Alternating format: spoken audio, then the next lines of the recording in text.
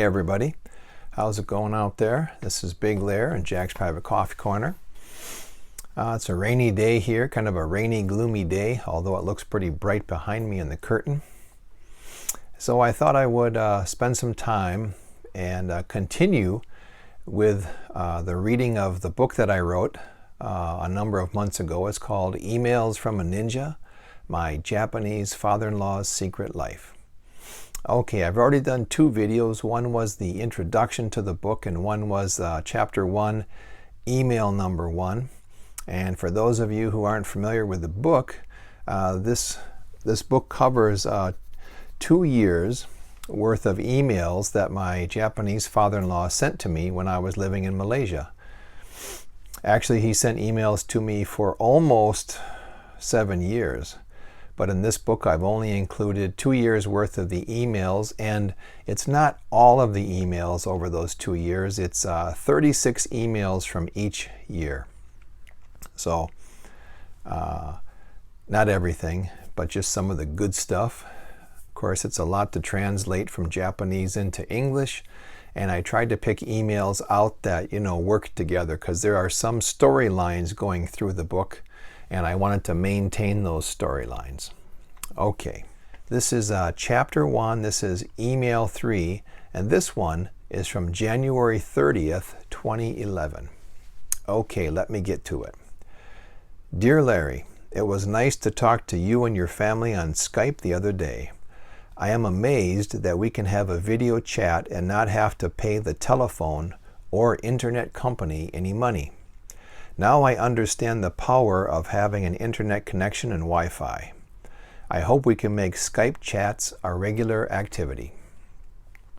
It sounds like Malaysia is not such a safe place for tourists, as you mentioned several of your co-workers getting robbed in their taxis in Kuala Lumpur. Yes, I would agree that some of the taxi drivers are part of organized crime groups, and they have a system in place for robbing tourists. There are also probably other gang members waiting at various points of the taxi driver's route to help the muggers get away as quickly as possible. I know you carry a knife with you, but remember that not engaging the enemy is the best course of action if possible. Considering the taxi muggings, if you were a passenger and had that happen, I would recommend keeping your cool while you remember as many details about the taxi driver and his taxi as possible. Then you can take your time to search for the driver and his cab at a later date. From your description, it seems there is no violence, only a wish to take money and personal belongings such as watches and cell phones. The two muggers get into the back seat, squeezing the victim in the middle, and then take the valuables. I will study this situation and give you my recommendation on how to take out the two muggers first, and then how to deal with the driver. Not that I want you to try it, but it is good to see a situation from many perspectives. Moving to another topic, you heard my wife complain on Skype the other day about my playing the Nintendo Wii. Yes, I have been playing every day for several hours each day. With the weather being cold and my wife not wanting to get out of the house, I need some distraction. And this is good mental training, I think, which a guy my age can use. My father-in-law is close to 70 years old at this time. I have the high score on most of the games, with the tank game being my favorite. My high score is over 500 points. I think it takes about 3.5 hours to reach that score. It's much better than watching TV, and some strategy is involved. Are you still playing the sniper game you have on your PC? I would like to try that one, but don't think I would be able to install it. I hope you guys all have a fun time during the Chinese New Year. Eat some rice cakes for me. Take care, your father. Okay, so in this email, he's referring to an email that I sent to him I hadn't been in Malaysia very long at this point. I went January 7th, 2011, and I was on a big government project for the Malaysian Ministry of Education, an English, big English, how can I say it, an English upskilling program for teachers in Malaysia. Anyway, and boy, I think by this time, I'd only been there, 13 days, and already some of my coworkers had been robbed taking taxis. Now, I had taken several taxis with my kids. My kids were small then. My youngest son had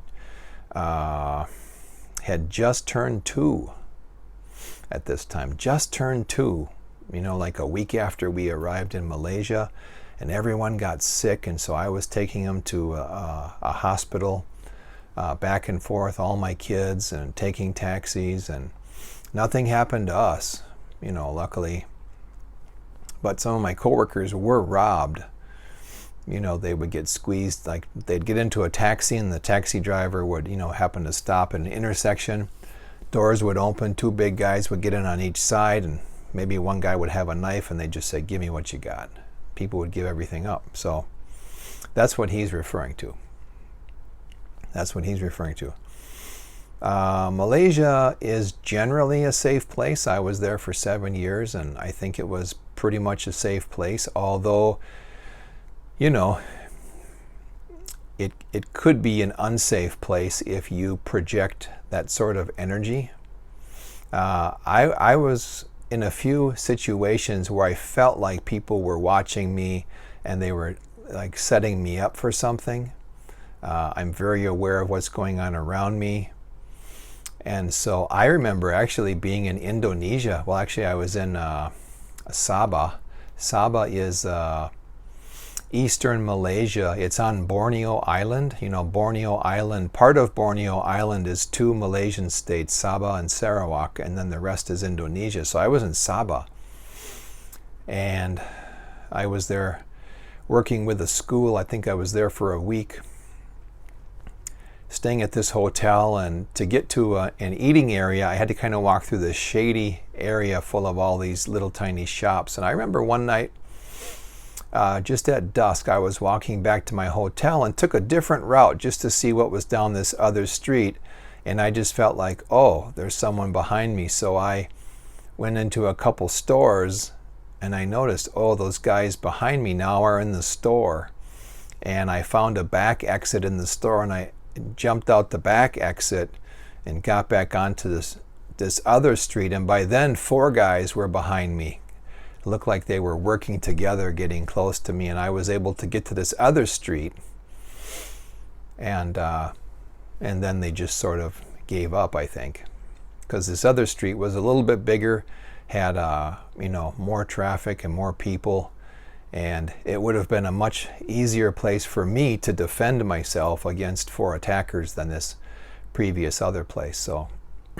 So yeah, that was about the only time I felt like, oh, okay, this is a shady situation. And there were other times when I'm guessing people were watching me, but more than likely they thought twice about it. I'm kind of a big guy. I'm 6'4". I generally weigh between 250 and 260 pounds. So yeah, and as the email said, I carried a knife with me every day. Everywhere I went, I carried a knife. Now, the thing about carrying a knife or anything, then my advice for, in America, you can carry a gun, right? They have this open carry or concealed carry if if there's probably something you have to do, fill out some paperwork or register somewhere. You should take a class on gun safety, whatever. Each state is different, but if you're going to carry a knife or a gun, I had a friend of mine years ago who was a fantastic martial artist. He was a police officer. Probably one of the, toughest people I had ever met, as far as, he had been in a lot of hand-to-hand combat in military situations in various countries. And he said to me, if you carry a gun or a knife, before you even put it in your pocket or put the gun in the holster on your belt, you have to decide that I will use this to defend myself, even if it means killing another human being. So he said, if you can't say to yourself every time you put that knife in your pocket or you put that gun in your holster on your belt, if you cannot say, I am ready to use this weapon to defend myself or my family and kill someone if necessary, if you can't say that, you have no reason to carry that. You just get yourself in trouble. If you cannot say that, but you do carry it, you may pull it out in a time of need, but you won't be willing to use it. It'll most likely get taken away from you and used against you. So if I had any advice for anybody who's carrying a weapon, I would tell them the same thing. Hey, if you're not ready, if you're not willing to, go all the way with this, to use it for your defense, then don't have anything. Okay, so Malaysia, can be a shady place, can be a dangerous place. Taxis are not the safest. They're not the best taxi drivers in the world, which is why companies like Grab and what's the other one? The Uber and Grab. That's why Uber and Grab are so popular in Malaysia, because you get good service. People are honest. You know what the prices are up front. I've been cheated in so many taxis in Malaysia. I just stopped using the taxis with Malaysian taxi drivers. Just incredible. They would double the fees on me.